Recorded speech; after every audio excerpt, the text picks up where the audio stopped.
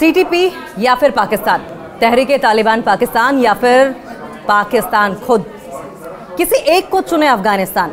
सवाल यह है कि ये विकल्प तहरीक-ए-तालिबान पाकिस्तान या पाकिस्तान के सामने रख कौन रहा है, और ऐसी मुसीबत क्यों आन पड़ी कि अफगानिस्तान को तहरीक-ए-तालिबान पाकिस्तान या फिर पाकिस्तान में से किसी एक को चुनना पड़े।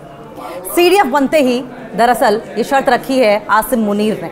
सीडीएफ बनते ही तालिबान पर जमकर बरसे हैं आसिम मुनीर। भारत के खिलाफ जहर उगला उन्होंने। पाकिस्तान के नए सीडीएफ आसिम मुनीर ने अपने पहले भाषण में भारत और अफगानिस्तान के खिलाफ तीखी टिप्पणी की है, तल्ख बयानबाजी की, जैसा कि उम्मीद भी थी। उन्होंने कहा कि पाकिस्तान का जवाब अगली बार और भी तेज और सख्त होगा। कहना क्या चाह रहे हैं आसिम मुनीर? क्या वो अटैक करेंगे? वो धमकी दे रहे हैं अफगानिस्तान को भी और साथ साथ हिंदुस्तान को भी। मुनीर ने तीनों सेनाओं को एकीकृत प्रणाली के तहत काम करने की आवश्यकता पर जोर दिया है। कहा है कि पाकिस्तान की नेवी, पाकिस्तान की एयरफोर्स और पाकिस्तान की मिलिट्री एक साथ मिलकर काम करे, एक सिंगल एंटिटी बनकर काम करे। आसिम मुनीर ने बतौर सीडीएफ अपने पहले ही भाषण में attack is the best defence की नज़ीर पेश कर दी। वो बाज नहीं आए ये दिखाने से कि वो एक ऐसे मुल्क हैं जो कि हमला करने में यकीन करता है, वो अटैक करने में यकीन करता है, ना कि शांति में। Attack is the best defence की नज़ीर पेश की उन्होंने अपने भाषण में, और सीधा हिंदुस्तान को और अफगानिस्तान को अपने निशाने पर लेने की कोशिश की। अपने पड़ोसियों से कौन कहे दोस्ताना रवैया अपनाने की, दोस्ताना रिश्ते कायम करने की। अपने पड़ोसियों भारत और अफगानिस्तान के खिलाफ फिर से उन्होंने अनर्गल बयानबाजी, टिप्पणियां करनी शुरू कर दी। सैन्य अफसरों के सामने उन्होंने दावा किया था कि पाकिस्तान की काबिलियत पर किसी को भी शक नहीं होना चाहिए। इसके साथ ही सीडीएफ नियुक्ति को लेकर भी उन्होंने सफाई दी है। मुनीर ने तालिबान के सामने दो ऑप्शंस रखे। मुनीर ने दो विकल्प रखे हैं। मुनीर ने सोमवार को यानी कि कल नए सीडीएस हेडक्वार्टर्स में तीनों सेनाओं को संबोधित किया, तीनों सेनाओं को एक साथ एड्रेस किया और अपने मन का गुबार निकाला। जो भी उनके मन में भड़ास थी वो सब कुछ निकाल दी।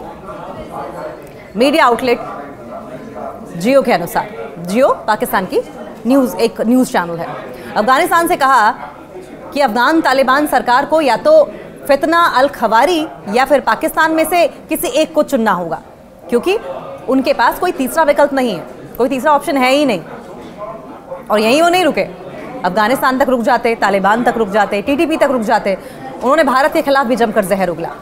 वहीं भारत को भी उन्होंने याद किया, हर बार की तरह दोहराया कि अगली बार पाकिस्तान का जवाब और भी तेज और कहीं ज़्यादा सख्त होगा। उन्होंने कहा कि अगली बार पाकिस्तान का जवाब और भी तेज और प्रचंड होगा।